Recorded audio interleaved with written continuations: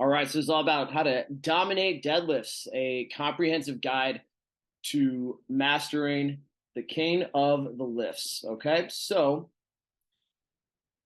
let's start with our outline. Here's all the things we're going to cover today. We're going to talk about the theory of deadlifts, like why it's important. We're going to get into technique, but also technical flaws that happen to pop up regularly, warm ups, accessories, different gear and equipment you can use to train the deadlift, how to integrate this into a training program for different goals, progressions and regressions, things to use if maybe you have a limitation or you need to advance beyond a certain level. Nutrition and recovery, extremely important part to all fitness endeavors. Obviously, deadlifting is included in that umbrella, so we'll kind of touch on that briefly. Deadlifting for competition, so kind of depending on what the goals are there, how to train, how to get ready to perform well in a competitive setting, different bars and implements and why they matter, when to use certain things, this and that. And lastly, mindset and visualization. Mindset, having the right frame of mind is important for all things, but especially if you want to better yourself in fitness, especially something that can be pretty challenging and intimidating, like a deadlift, pretty important. So, first up, theory. George Hackenschmidt, the inventor of the hack squat, which is now a machine, but it was a behind the back deadlift, was a turn of the century strongman in the 1900s. So he was born in the 1870s. He's credited with things such as inventing the bear hug in pro wrestling and other inventive moves. But this guy lived until he was 90, actually. So he was, before health and fitness were really commonplace, he was one of the first people to be a traveling strongman. And his famous quote, with health can never be divorced from strength. And that's really where we're going to start with this. You need to be just strong and functional as a human being to live your best life, right? So deadlifting is one of the quickest ways to get there. And it's because of these reasons here in front of us. So first, nervous system adaptations. Strength, as far as strength goes, strength is a nervous system adaptation. So that's why you can see, there's a lot of really small people that can lift a very heavy amount of weight. It's not the giant muscles, you don't need that. To that point, there's a lot of big bodybuilders with giant arms that are relatively pretty weak. So, your nervous system is the thing that sends all the signals to your body to perform certain tasks. So when you do a big compound lift like a deadlift, it is strengthening all those pathways in your entire body, right? So we're just making our whole body strong. We're reinforcing our posture, everything around the spinal column, which is super important. Spinal injuries, if especially you get hit, take a fall, or something like car wrecks, having all of the things around your spine to keep it aligned and in place, even in moments of incident, super important, right? So there's been a lot of people I've trained even that have been in car wrecks that made it out in a much better position because they had strong back, strong neck, just a strong base from head to toe. And lastly, this is a basis for athletic performance, right? So deadlifts finish with a hip extension and they start with a leg drive, but they also require strong grip strength, a strong upper back, and a strong full body just to perform the movement. So these are all things that any sport is going to require. Of course, coordination is a big part of that too. Being able to, get those things pieced all together is really important. So, Mr. Rogers, thank you for joining us here. So we're kind of just starting here with breaking down, the theory, like why this is all important. You are welcome to jump in at any time if you have any questions. You can Q&A, but the quick overview, since you just joined us, is, health can never be divorced from strength, is this quote. So the stronger we are, the better we're going to be able to do at our day-to-day lives, but also get into athletic performance if that's where we want to end up, right? So moving right along, technique. So these are going to be some generalities to start, and then, per individual body types, individual differences, things can change quite a bit. So again, being general, we're going to start with foot placement. Okay, now there's a couple ways to find your foot placement. Speaking in generalities, we're looking at between a shoulder and hip distance width apart. Now, this is specifically for a conventional deadlift right now, right? So we can also get into a sumo deadlift where your legs are going to be wide. Now, that is going to depend on a couple different factors, and we'll dig into sumo deadlifts a little after this. So everything from here on out is going to relate specifically to the conventional deadlifts. All right, second, grip. We want our arms to lie directly under our shoulders or as close as possible to it. So the wider we have our hands out, you guys are certainly familiar with like a snatch or a snatch grip deadlift. It's requiring a lot more strain on our upper back, mid back to have our hands wide. So if we want to just be in a strong, conventional deadlift position, we want our arms to hang vertically straight down so there's no strain on them, and we can just lock onto that bar with nice, strong, tight arms. Okay, back position, moving along. Now for back position, a lot of people are confused about some points on this. All right, so we want to look at having a flat spine. Now there is some curvature to the spine. So what I mean by flat really is neutral would be a better position. I actually found this picture here. This is a woman from Women's Health magazine in a pretty good position. But I want you to try and imagine here that we're drawing a line from the back of her skull where her spine ends all the way down. That's going to create a nice, straight, flat line. Okay. And now I'm going to get a little ahead of myself for this and also include in head position on this. So a lot of people start their deadlifts looking straight up, cranking their chin to the ceiling. So part of back position is also, really spine position and head position. So notice how she has her chin tucked slightly. It's not all the way compressed to her chin, but the way that she is like gazing slightly forward is allowing her to have that flat spine from tailbone all the way to the back of the head. Okay. Now there can be some times when you want to change that a little bit, but this is always a good starting place because we want to put your spine in that neutral position so we're not like stretching it out while putting it under stress and load. All right. And that's what's happening if you're going to crank your chin up and look up. You're, stretching and putting that spine under load at the same time, which generally we want to avoid. Right. So next, hip position. This is a hip hinge movement. Okay. So this means that we want to push our hips back behind us while maintaining that flat spine we just talked about, so we can work our posterior chain, the entire backside of our body. A lot of people get pretty squatty with deadlifts sometimes and turn it into a more of a knee bend movement where the butt drops down. But this is, again, starting from that hip hinge. So we want our hips relatively high, and I will break down a little more specifically what that means in just a second, but hips back so we can train our calves, hamstrings, butt, low back, mid back, that whole entire backside for the deadlift.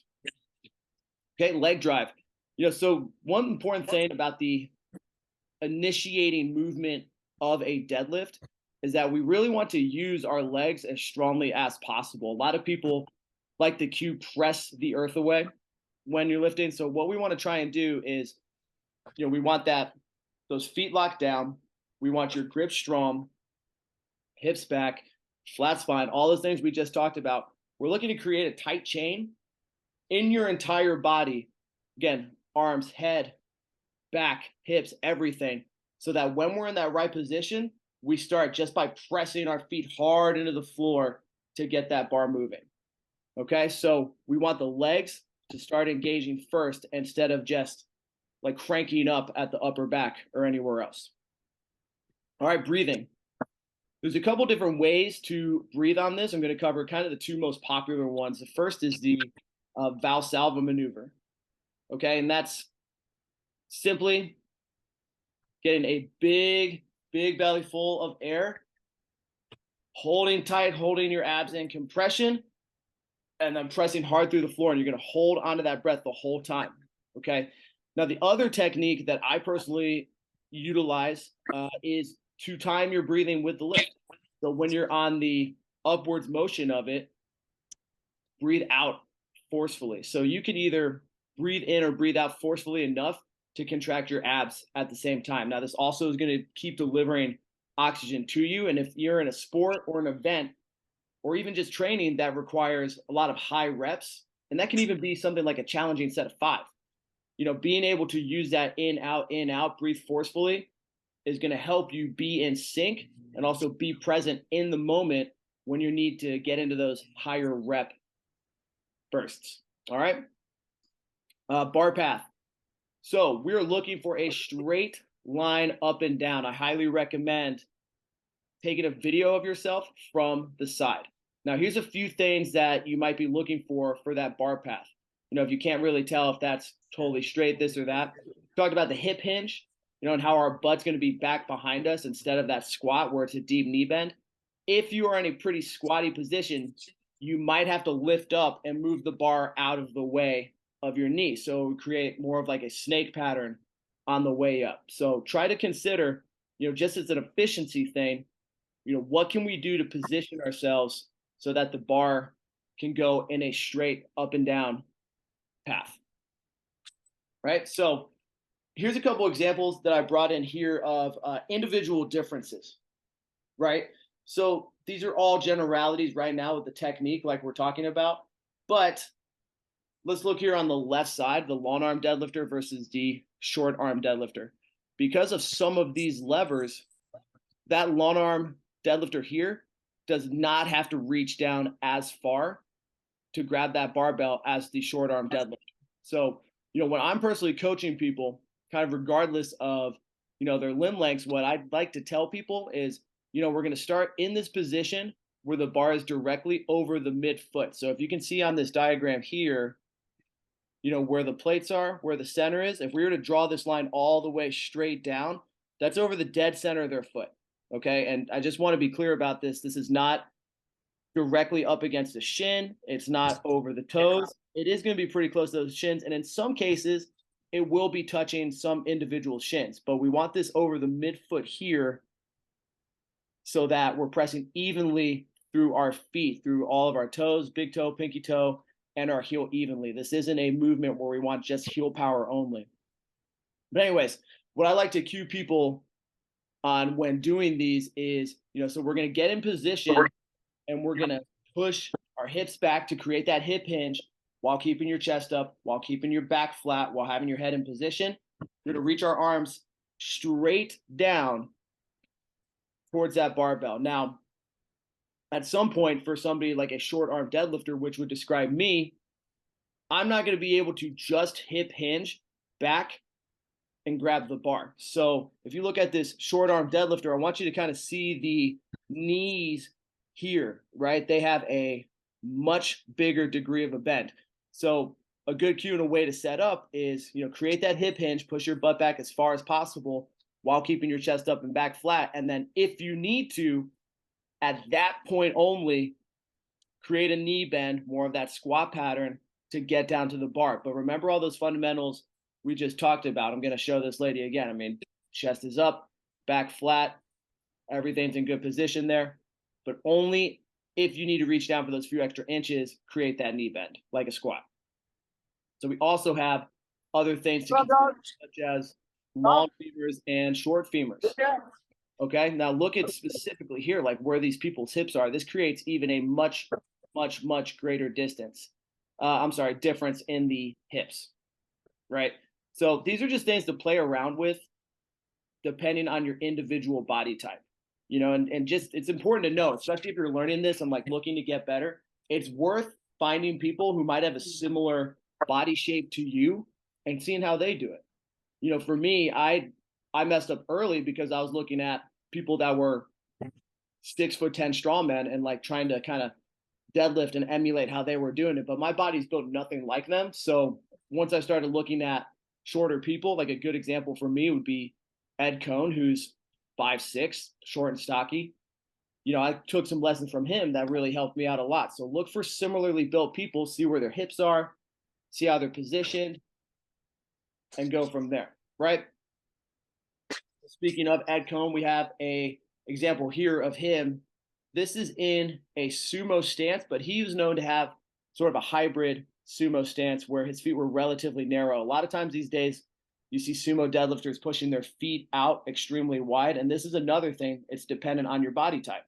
If you've got longer legs, you can spread that distance even greater. You're going to have an easier time getting wide on that. But I have these two pictures side by side just to compare body types. This is Ed Cohn, who generally has short limbs. Okay. And this is Lamar Gant on the right side. Now, Lamar Gant was the first person to deadlift 4 times their body weight in a competition. Okay. So let's take a moment, just like take a mental snapshot. We're going to revisit this, but I want to show this long armed deadlifter here and also the long femur. Lamar Gant is somebody who has long femurs and long arms. And let's take a note to see where hip position is here and here. It's considerably higher than the short femur, short arm person. So when we're looking at Ed Cohn, even though he's in the sumo stance, look where his butt is compared to Lamar Gant, where, I mean, it's like 2/3 extension of his legs almost at this point. And this is him on the ground. Okay. Now, I will point out, we talked about that chin position. He's looking up. That's the style that worked for him. I personally wouldn't really recommend that. But just an example here. Look where his hips are. Look how long his arms are. If you ever see him stand up at lockout, the bar finishes pretty much just above his knees.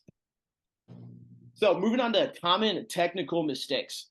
All right, these are things that are the most common. There's a lot more, but just in generalities. First one is rounded back, and I added in. Great, who doesn't like a good meme? Not sure if bad deadlift form or dog pooping, right? Rounded back. Sometimes this is a technical issue. Other times it is a strength issue. I'm going to address some fixes to this in the coming slides, but just kind of pointing out some things that go wrong for right now. Early hip rise. Okay, so what early hip rise means is that, we want to maintain your hips in a strong, stable position behind you. So the reason we have this hinge that does have a little bit of a knee bend is that we're getting the benefit of our hamstrings, quads, butt, low back, and everything from that position. If our hips were really high, I'm sure you might be familiar with like an RDL, Romanian deadlift, or a stiff-legged deadlift where they're really, really hamstring dominant. That is intentionally a completely different movement from the standard conventional or sumo deadlift. So when the hips shoot up, we're losing power from our glutes, from our quads, and even sometimes mid and upper back. So that's what's happening with the early hip rise. Just shoots up quick. Pulling with the arms. All right, we talked about this briefly on the setup. Is a lot of people just try to rip up. What we're really looking to do is keep our arms nice and long. And our hands are just extensions. They're just hooks. They're just things to hold on while our legs, while our back, all those things we just talked about are really doing the work. In a deadlift, we only want our arms to be there to hold on nice and tight. Okay, poor foot placement. A lot of things that can vary there as we discussed, but play around with it. See what feels comfortable for you, see what works for your body type. There can be a lot of difference in there, so it's hard to kind of dig into knowing specifically, what could go wrong there without like kind of seeing anybody do it live in person. Inconsistent breathing. This could be things like holding your breath the entire time, not breathing. Think about those two ways. We really ultimately want to figure out how to stabilize and brace our core. And that's what really all of these techniques ultimately are doing, plus providing, that oxygenation to your muscles. So make sure you're breathing, whether it's in that rhythmic pattern or that Valsalva maneuver where you get that big breath full of air and hold on nice and tight. I do want to say though, that can often lead to some quick spikes in blood pressure, can cause some people to get a little dizzy. So if you want to try that, just tread lightly. Okay. And lastly, head lifts too early. Okay. So Lamar Gant was, like I said, this is not really what I'd recommend, but let's remember, advice for people that are world-class does not always work for all of us. So getting back to this point, I'm going to pull up here a quick video on this to share. So the first thing I want you to notice is the plates. Notice how they spin backwards. Why that happens is the bar is rolling away from the athlete. And what's influencing the bar rolling away from the athlete is his head placement. At the beginning of his lift, he looks immediately forward, and that causes the bar to go forward. This doesn't always happen, but it can happen. So, how do we address this? Your head placement actually influences the spinal position of your deadlift. So, like right here, this lifter is going to look downward, keep himself in a good position, and then he starts to look up at his sticking point. So we're going to review this back and forth, back and forth. We're showing you how his deadlift starts stronger, goes against his body, and then when he looks up, he starts to get his hips into the bar and in a stronger position. We know lifting has a lot to do with strength, but it also has to do with math. That's where biomechanics comes in. And head placement is a huge game player for improving your lifts like the deadlift. All right, so I will say that is me in that video. Shout out to my friend Joey, who's also a strength coach. He does just powerlifting. But that head position, so that's something, for some even advanced levels, like using that, like what I'm doing there is actually thinking about headbutting the wall backwards at the very top of the lift. So for me, timing that movement, I can simultaneously slam my hips forward and throw my head back to like help me get a little more power in my lockout. But as we're watching this video again, I mean, Joey makes this really good point here, is that as soon as this man here hinges down, drops his butt into the right position and looks up, he actually pushes that bar forward a little bit, causes the place to roll, causes that to get out of position. So even things like a little bit of a like head tilt up and forward can put the bar out of position.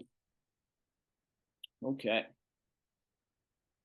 Sweet. Moving on to warm-ups. So any athletic endeavor, it's worth warming up for, right? Whether you're somebody who is generally pretty loose in good shape or you're not, right? So, a couple common things, and we're not going to go too deep on all of these. Foam rolling, obviously, very popular, great, but we're thinking about the targeted areas that we need to be ready to perform. All right. So since this is the posterior chain, calves, even your feet, hamstrings, glutes, low back, mid back, lats, traps, anywhere you can roll or stretch on that is going to help you out. Get in the zone, get physically ready for performance. Dynamic and static stretching. So static stretching and dynamic stretching are two different things here. Static stretching is just holding something in position. So let's say we were going to just bend over and reach for your toes for 60 seconds. That's a static stretch versus a dynamic, like this man here is going into kick. That's a perfect example. So if we're kicking, walking forward, big strides, toes pointed back at us to slowly loosen our hamstrings up, that's what a dynamic stretch is. So dynamic stretching is typically a better idea for the most part in warm-ups because they're more athletic priming movements. It gets us ready to like move quickly. It develops agility, and they also are going to do a better job of physically warming our bodies up, when done quick. So anytime you've ever done any sort of athletic warm-up, whether it was a team sport years ago, PE class, anything like that, that's sort of the things that we're looking at. So that could include butt kicks, high knees, side shuffles, skips, frog hops, anything of that sort. Okay. For deadlifts in general, as an efficiency thing, we want to be able to move through these things with athleticism. It is just not really worth our time to always be moving slow as a snail. Okay. So that's one thing that dynamic stretching can help out with, like right out the gate. I'm going to skip ahead to the potentiation and plyometric on that same note as wanting to be quick and active. We can do things to prime our body to get ready to move with speed and power. All right. So that could be jump squat. That could be box jumps, jumps forward, broad jumps. I personally like doing things like throwing sandbags where we're throwing them as high up in the air as possible and light. But we want to think that, again, our goal is to move quickly and efficiently. So what sorts of things can we do with that same type of movement pattern that hip hinge triple extension move is going to get us ready to deadlift. So even things like kettlebell swings, fantastic to get you loose and warmed up. All right, activation. This is a good one for some specific purposes, such as, you have a hard time like hitting lockout. Since your lockout, your hip extension is very glute dominant, using things like a hip circle and doing some banded exercises so you get to your hips nice and loose, warmed up, but also feeling them could be a great physical and like mental boost to like feel and understand that muscle group before you put it into action, right? Same thing. Like another good example would be quads, right? So like a lot of people like to do leg extensions before they squat to pre-activate your quads so they're nice and warm, pumping and flowing before getting into that quad dominant activity like a squat. And I'm talking here pre and post. So pre-activation is like I just talked about with leg extensions before squats. Some people like to even do post-activation, which would be just the opposite order. So let's do the squat example again. Squat and then your leg extensions. So that's a good technique while you're warming up to just physically exhaust a muscle group if you're looking to strengthen and train that up. So for example, another one for deadlifts would be doing a set of deadlifts and then taking it right into hamstring curls or maybe right into hip thrusts.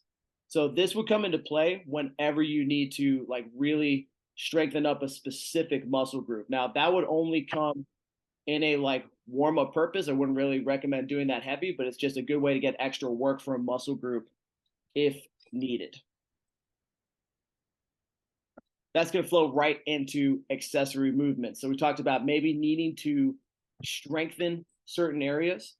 I like to look at accessory movements as two categories. There's your performance accessory movements and your strength accessory movements. So I want to revisit the common technical mistakes.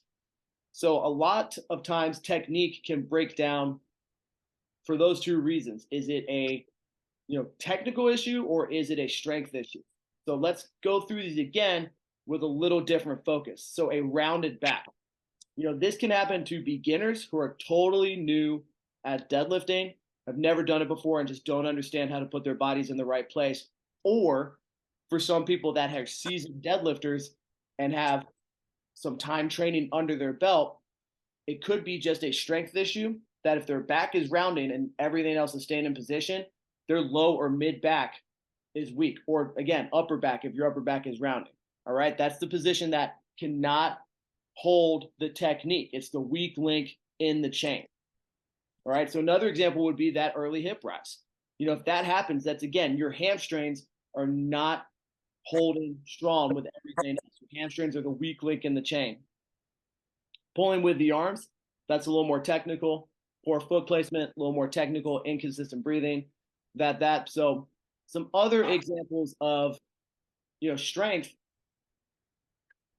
would be, let's get a little more specific with like the back area. Okay, if your upper back is rounding, that stays in that direct area, like your traps, your rear delts, your scapulars, right? Mid back, obviously mid back is going to need some strengthening. And one more I'll hit is your lockouts. Your lockout is a hip extension that can be very glute driven. So maybe it is as simple as not being able to fire your glutes hard enough. So whenever you're trying to choose accessories that are complementing your program or going to improve your deadlift, kind of think, is this due to a weakness in the chain? Then assess and go from there. Or let's get the other example, performance. What happens if your technique is rock solid, but you can't start a lift? Maybe you stall out mid shin, maybe stall out at the knees, or you can't lock out. That's more of a performance thing. If your technique is holding strong, but you still want to kind of relate to, what areas are weak, or do I need to use some sort of special accessory? We'll get to examples in just a second to address that. All right, programming and blocks. So we want to think of these in terms of like phases. If we're choosing something to strengthen a certain section, we don't want that to become like the main movement we do for like several months. It should be, like a quick fix in the same way that you go and get antibiotics for a temporary situation. It should really be something that you do hit hard for anywhere from like 3 to 8 weeks to ramp up that part that you're lacking in your deadlift, and then focus on what you need to, whether it's getting back to building your, top strength, working on your conditioning, so on and so forth. Okay. These are some good accessories for strength. This is not an all-inclusive list. There are many, many, many more out there, but just some good ones. I broke it up into, kind of lower back, glutes, and hamstrings, and then into upper back. So good mornings, RDLs, stiff-legged deadlifts, hyperextensions, reverse hyperextensions, hip thrusts, kettlebell swings, pull-throughs, glute ham raises, Nordic curls, all rock solid for lower back, glutes, and hamstrings. Okay, but let's talk about a couple just specifically so I can give you some examples. So that hyperextension, that's that 45-degree angle machine where typically you see people hunch over, bending at the waist, full bend down, and then lift their chest up nice and tall. That would be a perfect thing to do to strengthen that like mid back area. If that's rounding in your back, that's targeting that exactly right. Okay. Did I even put hamstring curl on here? No, I guess I did not. But like hamstring curl, glute ham raise, Nordic curl, same thing. If your hips are shooting up, those are things that directly strengthen your hamstrings so they can stay contracted in that bent knee hip hinge position. So use some of these as examples for, do I need to strengthen that area up? And then upper back, we have all sorts of things, rows of all type. I put in croc rows, seated rows, dumbbell rows, chest supported rows, seal rows, bent over rows, tons of types there. Shrugs, lat pull downs, pull ups, reverse flies, face pulls, cable crunch, snatch grip deadlift. And I put a little asterisk on cable crunch because that at first glance, a lot of people would say, oh, cable crunch, that's a ab movement. Well, not necessarily. When we're thinking about bracing our core, our core really should be thought of as a little more expansive than just what a lot of people think in between like the six pack area, this and that. So cable crunch, I'm talking about with a rope handle. Envision you have the handles of the rope handle like right at the top of your head. You're going to take a couple steps away from the cable tower and you're going to provide a full crunch down. Okay. So think about what's happening there though. And I want you to just pause on that and simultaneously think of a cat cow or a cat camel. We're going two parts of this. We're flexing and extending our spine, right? So that cable crunch, when we're crunching in, our spine is in that bent position. So we're engaged in our whole backside there. One thing I really like about the cable crunch is that, that helps keep your core really strong. If you're ever in a heavy pull effort and your upper back starts to round a little bit, that thing is going to give you strength in a weakened position to finish the lift. So you're not just going to collapse. So even if a little bit of your upper back rounds, you're still going to have a very strong core from those crunches to prevent like a total collapse. Okay. Moving right along. Accessory for performance. Right. So we talked about this. This is something where you're totally stuck in a certain position. If your technique is really good and you just cannot, for whatever reason, you're stuck at the floor, you're stuck mid shin, you're stuck at lockout, or you're just moving it slow as hell. Here's some things that are going to help you perform a little better. So pulling off the floor, first off, a deficit deadlift. That is very simple. That is elevating your body. So whether you're standing on plates, some people occasionally use smaller plates so the bar is lower to the ground. That's going to help your body pull off the floor and break the ground faster. You will be training in a range of motion that you were typically starting from a dead stop. So you're training your body to already be moving quickly at a point where you're used to not moving at all. They'll carry over right away. Reverse band deadlift is where the bands are hung from the top and they're drawn back down. So when when the deadlift bar is all the way at the bottom, you have the most assistance from the bands and to help you shoot right up. Now, the benefit of this is that you can gauge this to having, let's say, like a PR weight or a goal weight in hand at the very top of the movement. So you're going to get your body used to holding on to the weight that you need to lift with help at the bottom. Let's get back to this point. Like I said at the very beginning, nervous system adaptations are strength.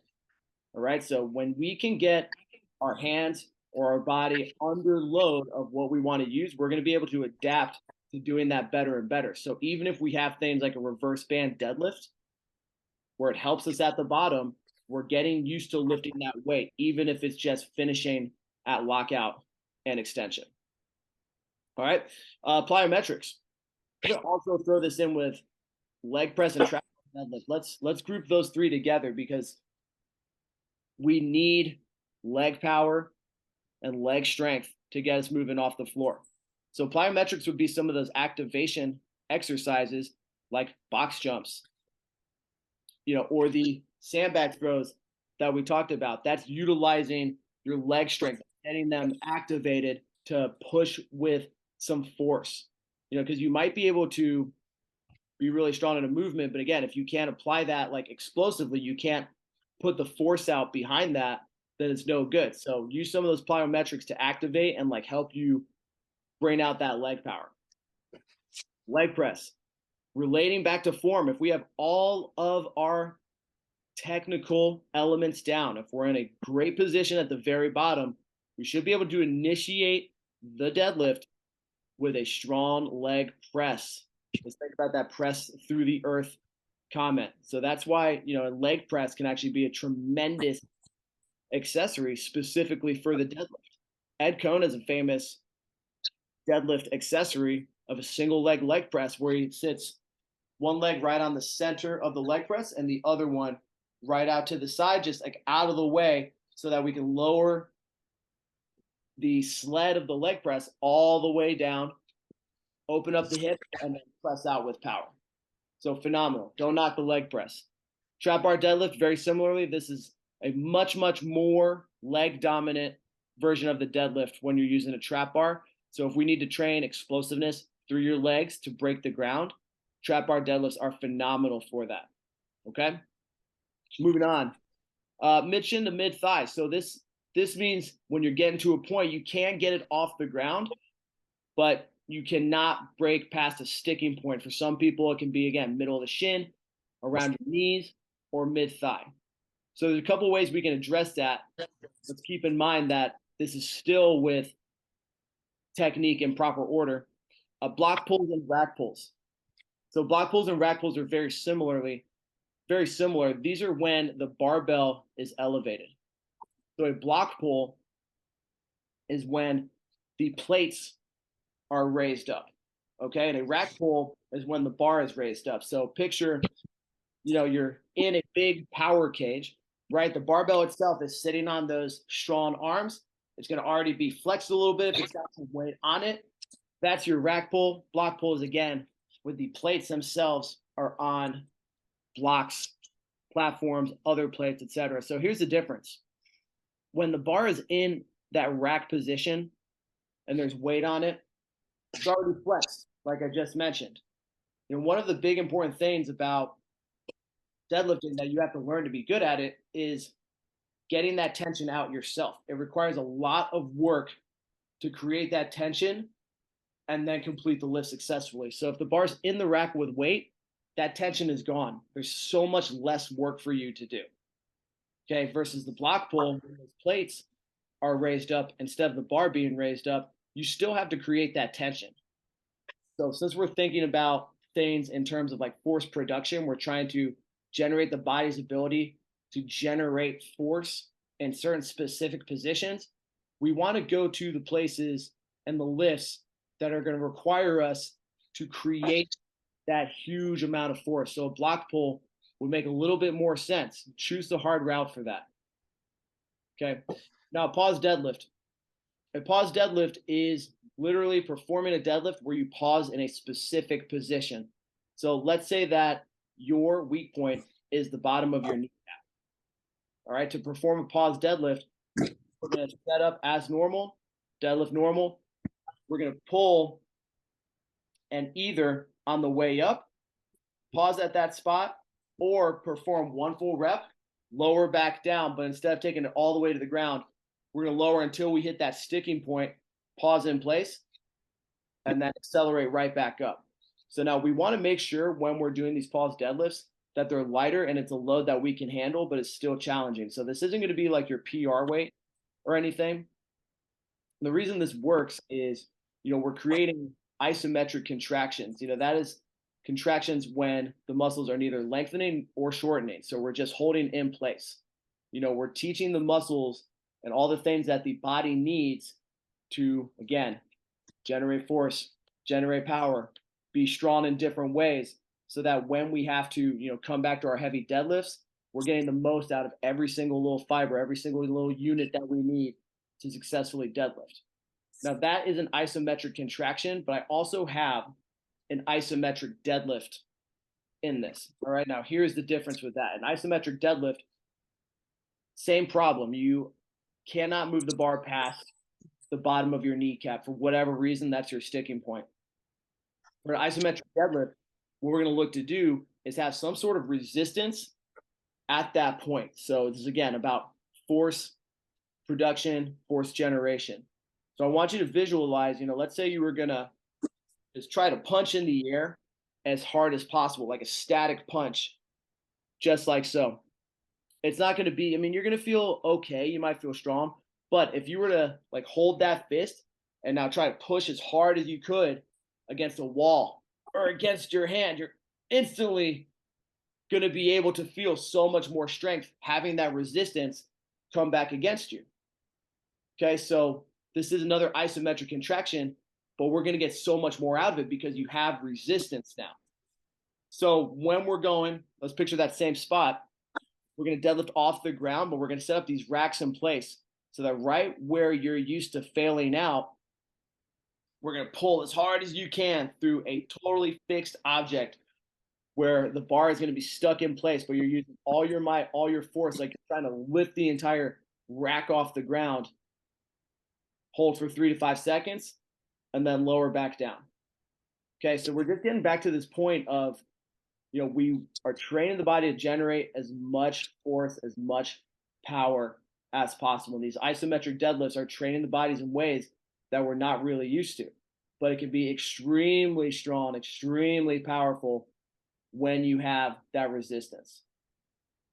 So this is a technique. If anybody's familiar with Jeremy Hornstra benched 675 at 275 pounds body weight. Absolutely incredible. He used to do isometric bench presses before his competition lifts. He would do them in the back room warming up.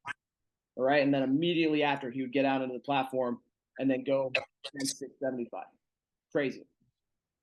Anyway, moving on. Lockout. Dimmel deadlifts. So this is just a top half deadlift. The Dimmel deadlift typically would have a lifter do the entire deadlift and then lower down to just above the hips and then violently explode right back up to lockout over and over. Hip thrusts.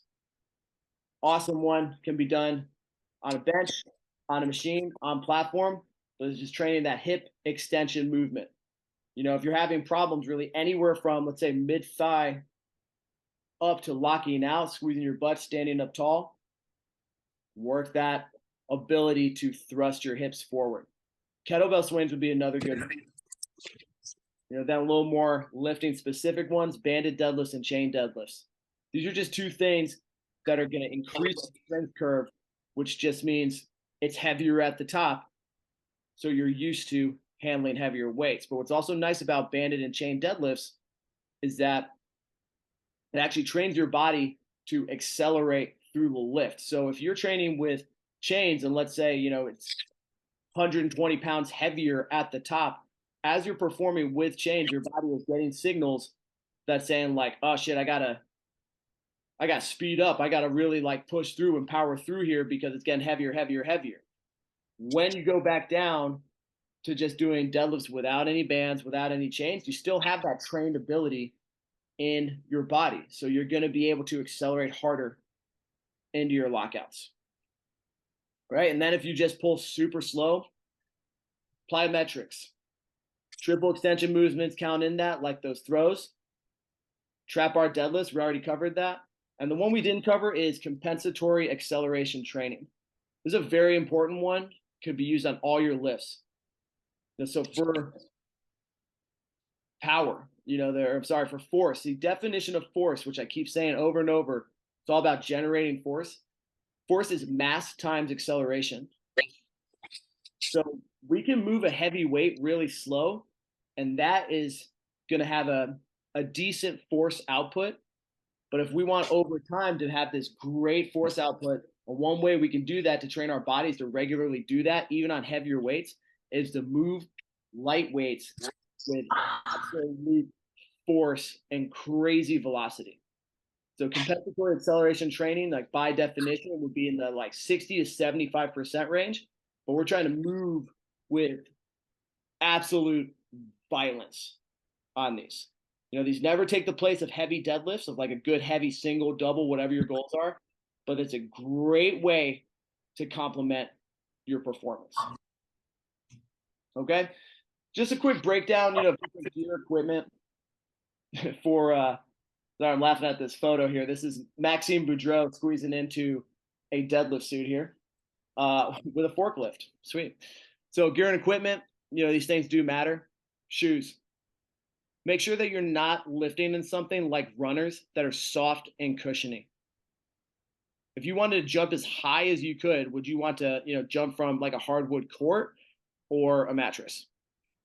Right? Think about a soft mattress. You would get no real sprint or anything off that versus that like hardwood floor. You're gonna be able to get some good contact through the floor and jump pretty explosively. So a lot of people choose to go barefoot to have that same level of connections, or that's why Chuck Taylor's, Vans, things like that are popular because they're nice, flat, and hard. Okay, socks, personal preference. A lot of competitions require knee-length socks so you don't bleed and scrape all over the bar. Belts to provide extra core help when you need it. Make sure if you're ever choosing belts that you do not start training with a belt and you don't want to ever become reliant on it. And that's true for any of these things. You should not be reliant on a piece of equipment to help you through. Straps, you should be able to grip that bar when you need to in the setting. But if you're not a competitive athlete, make sure your grip strength is adequate. But if you're somebody who is going to go into a powerlifting meet or an event where straps are not allowed and you can't grip into the bar with those, just be smart about it. Train for your goals. Wraps of different kinds, whether they're wrist wraps or knee wraps. Knee wraps help that knee extension, can be used in some type of competitive endeavors. Generally don't recommend that for recreational lifters. Though wrist wraps is a personal preference. Some people do like that like feeling of their wraps being super tight. They think it like helps them really lock down on grip. I personally have never really felt that way on a deadlift, but many other people do. So like with a lot of other stuff, you need to find the things that work for you. Don't rule it out. Knee sleeves. Another thing, just slip on nice and tight. They're going to go over your knees. They'll just give you a little bit of help with knee extension. They do work. They're great. I don't recommend them all the time. Again, you should be pretty proficient at moving without this stuff. That's that. Power briefs and deadlift suits. These are more of the geared powerlifting type of equipment. If you are not going to do any geared powerlifting or strongman, none of this applies to you, but they're just two things that force you into hip extension. So you need a lot of work to get it nice and tight. So let's look at this guy hanging from this forklift here. That canvas in that suit is so tight that he has to hang his weight, which he's definitely going to be in the like mid 300 pounds just to get his hips in the right position in that suit. Okay. So what do you think is going to happen then if he's, pulls himself down into deadlift position by yanking on the bar to get his hips low? It's going to try to shoot him back up as hard as he can. So if he's standing up with weight, that suit's going to give him assistance. That's what a deadlift suit does. Integrating into a training program. So these are the 7 granddaddy laws of training. So we're just going to cover them and then apply it to yourself however you need. 1, the law of individual differences. That's a big one relating to your body type and how you can handle different stimuluses.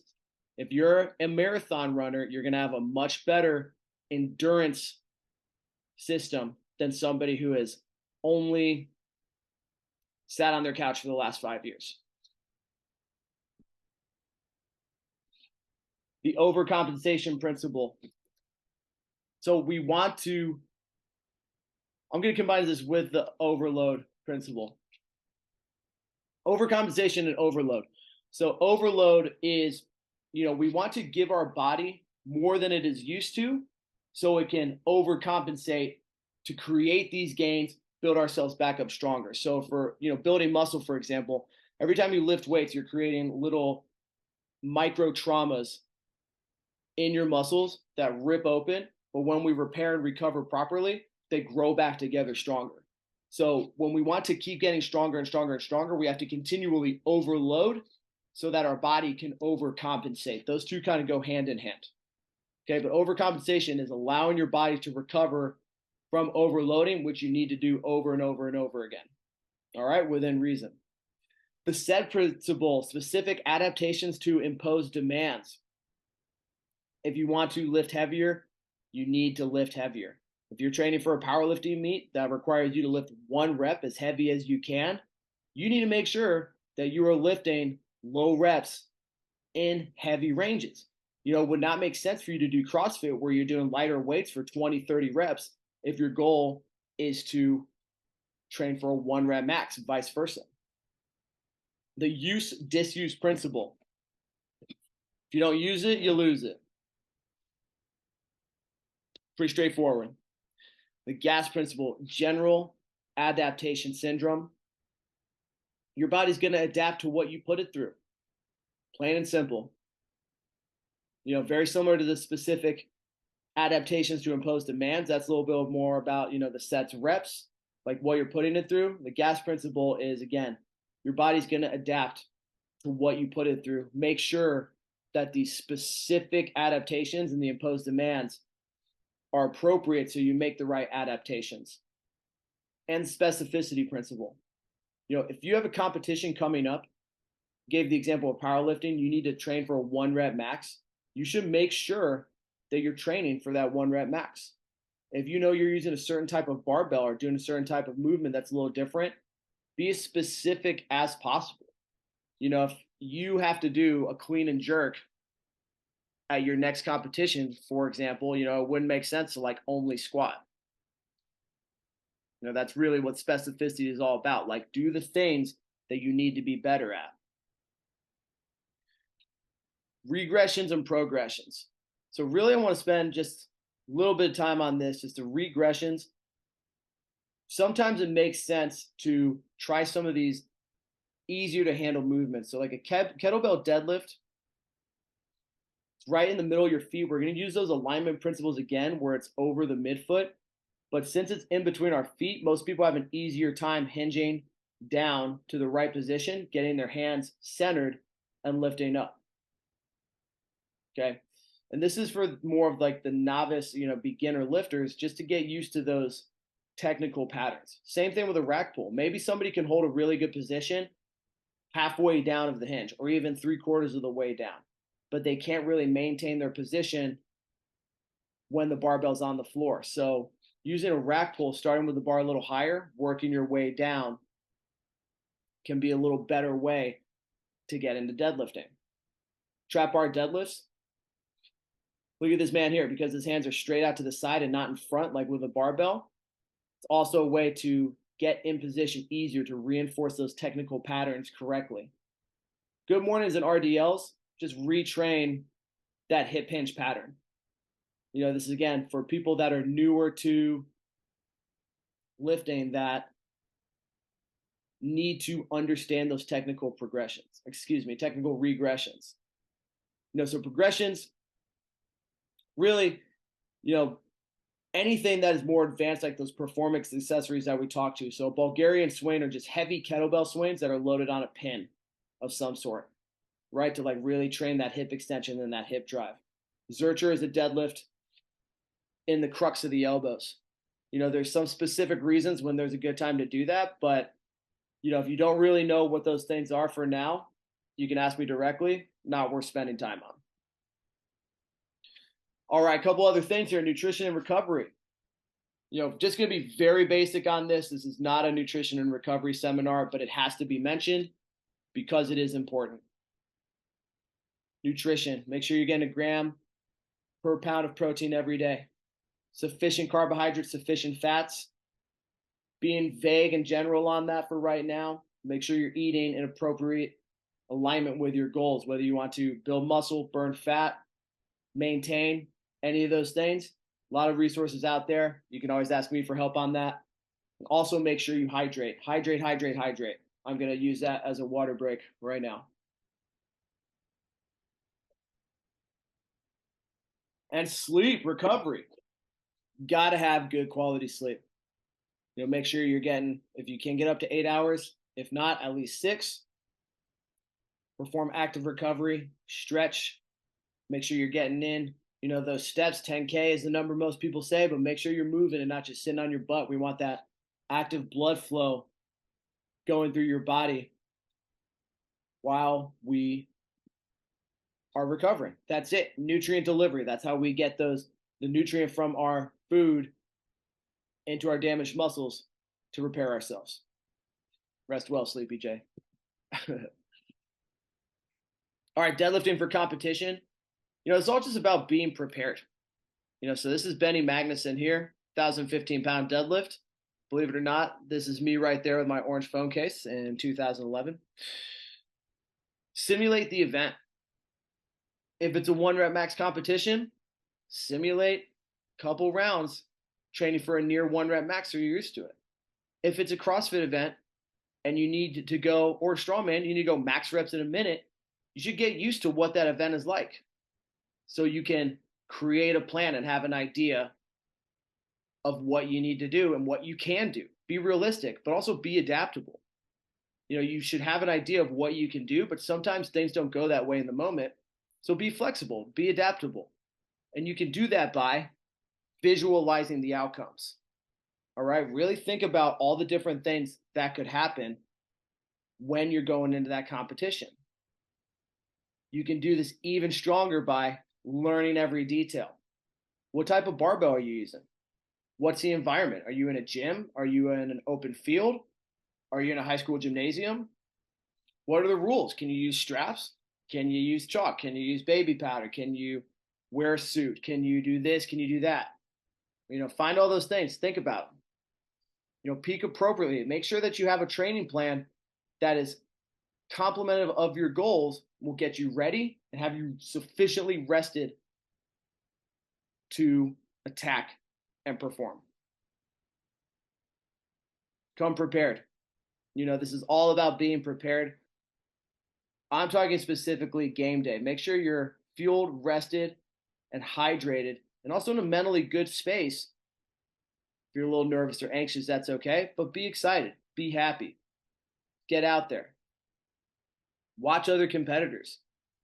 If you have the luxury of people going before you, see what they're doing. Sometimes there's faulty equipment. Sometimes there's a technique or something you didn't think of that you might be able to take advantage of. So see what's going on. Scope your environment out. And lastly, be as routine as possible. This is not the day to change up anything. You want the same foods, you want the same nutrition, you want the same everything as possible. Warm up the same mantras, same mindset. You want to be as routine as possible, mostly so we can save all of our mental space for the things we need it the most. Additionally, don't go try that new spicy Thai joint down the street if you don't know how your stomach's going to handle it the next day. All right, we got 2 more sections here. We're just going to hit briefly on different bars and implements. This first one is really important and more commonplace for the average lifter. So power bar versus a deadlift bar.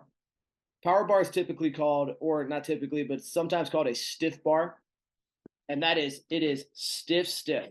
Okay, so it's not going to bend.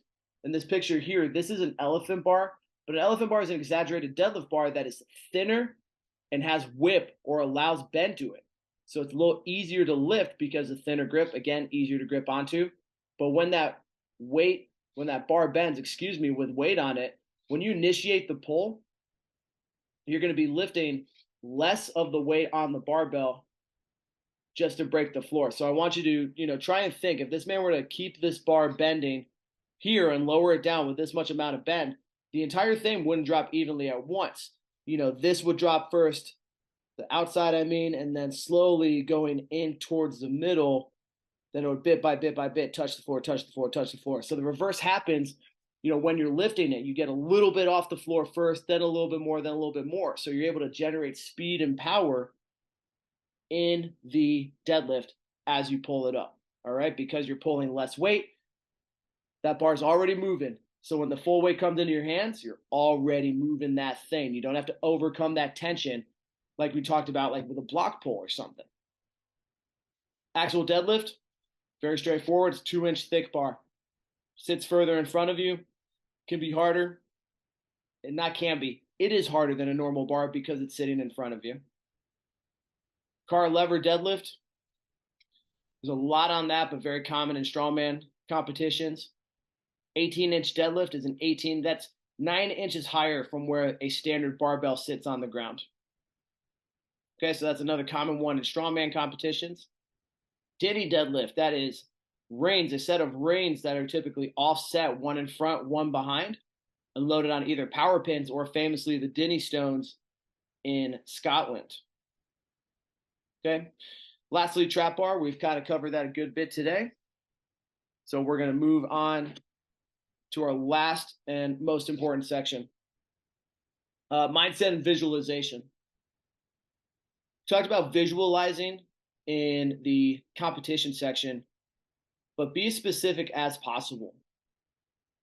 What I mean by this is, let's go into, let's say you're going into a powerlifting meet.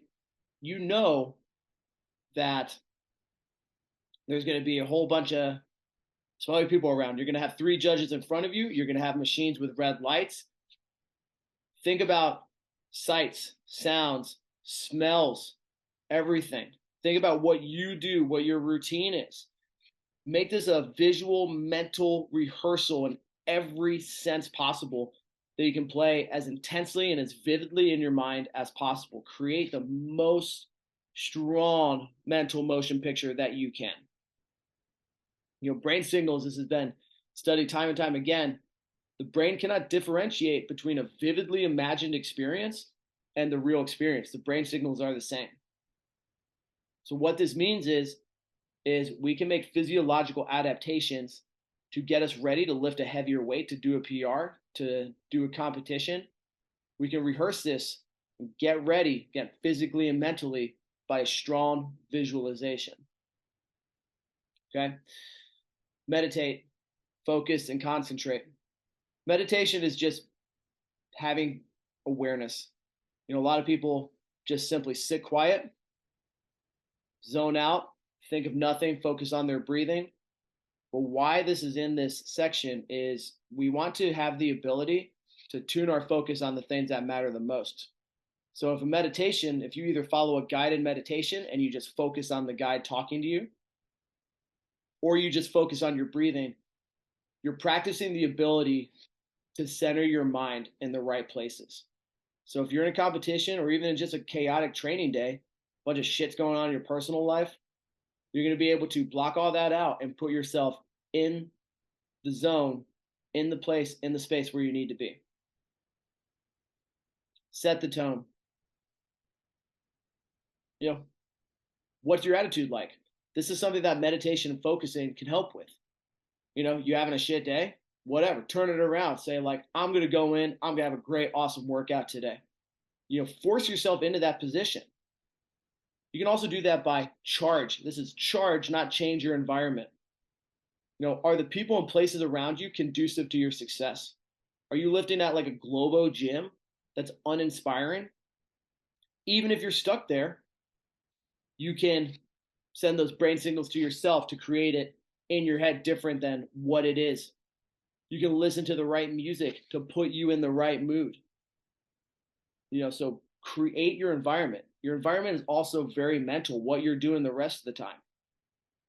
If you are only listening to political podcasts, only watching the news, you're going to be pissed off all the time. Or if you watch things that pump you up, motivate you, talk about the things you like lifting, working out, fitness, you're going to be in a much better place overall to have success. The placebo effect. Believe in what you are doing. The placebo effect is when people are given a placebo, which is just like a sugar pill, and said XYZ is going to happen to you, even though that sugar pill in reality is not designed to do that. What scientific studies have found over and over and over and over again is that if people believe something is going to happen, it will happen to them. Even things like a rash cream. People have been told this cream will give you a rash on your arm.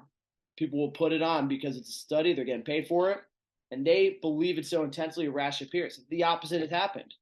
People with rashes have said this rash will take away, this cream will take away your rash. Rub it on, it's nothing. It's not even a medical cream. And because they believe it's going to take it away, boom, it takes it away. So why would you not use that sort of like belief in yourself that you're going to lift this weight, that you're following an effective training program, and that you're just a great, awesome person? Believe in yourself. That takes it right into the next thing of self-belief and self-limiting beliefs. Make sure you're not thinking things that are holding you back. I can't do it. I'm not strong enough. I'm too scared. It's just all in your head. Use these things like that visualization. Think over and over. Put yourself in a place where you can visualize yourself in that situation doing well, performing with success. When you combine that with meditation and focus, you can shift some of those self-limiting beliefs by building examples of blocking the bad out and bringing in the good. Positive triggers and switches. Have little things for you, whether it's a mantra, a pump up routine. A lot of people do this before like free throws, or you'll see everybody do a deadlift setup. That's just a trigger or a switch. Like as soon as they do that, it's on. It's time to lift. It's like it's not time until I say, Ronnie Coleman, yeah, buddy. Every time he goes to make a big lift, some people clap their hands or anything. Find some things that are a mood setter for you that will get you ready for that lift, for that workout, that WOD, that event, whatever you're going to do. The mind is so powerful. Use it to your full advantage. Last thing, practice, practice, practice. You cannot do these things once and expect it to work. Keep working at it. Keep getting better, and you will get better. I just want to quote this man right here, Ray Williams. As you can see, I think a lot of people underestimate the power of visualization. I try to visualize every aspect of the lift, the walkout, the setup, the descent, and the ascent. I'm trying to feel the weight in my hands and see myself moving it. Every single part of it.